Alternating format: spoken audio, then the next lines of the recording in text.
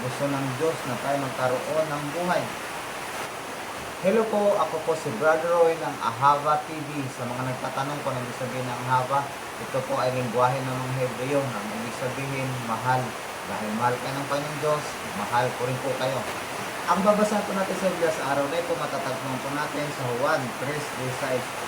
Sapagkat gayon na lamang ang pag-ibig ng Diyos sa isang kataon, kahit ibinigay niya ang kanyang kaisa-isang anak, upang ang sinumang sumampalataya sa kanya ay hindi mapahamak, kundi magkaroon ng buhay na walang hanggan.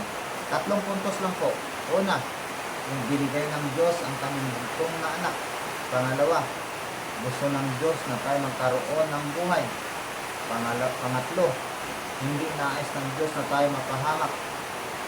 Kung nais ito tanggapin ang ating Panginoong Diyos bilang tagapagligtas ng ating buhay, sumabay kayo sa maikling panalangin. Panginoon, salamat po sa buhay na walang hanggan na nakalaan para sa amin. Kung tatanggapin namin ikaw bilang tagapagligtas, pumasok ka sa aming puso kayo na mamuhay ka. At mula ngayon, tinatanggap kita bilang tagapagligtas na aking buhay. Sulat niyo po ang aking pangalan sa aklat ng buhay. Patawarin niyo po ako sa aking mga kasalanan. Ito ang aking hiling, ito ang aking dalangin sa pangalan ng Panginoon Hesus. Amen.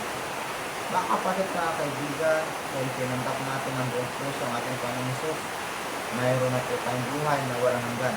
Hanggang sunod po natin na video. Paalam po.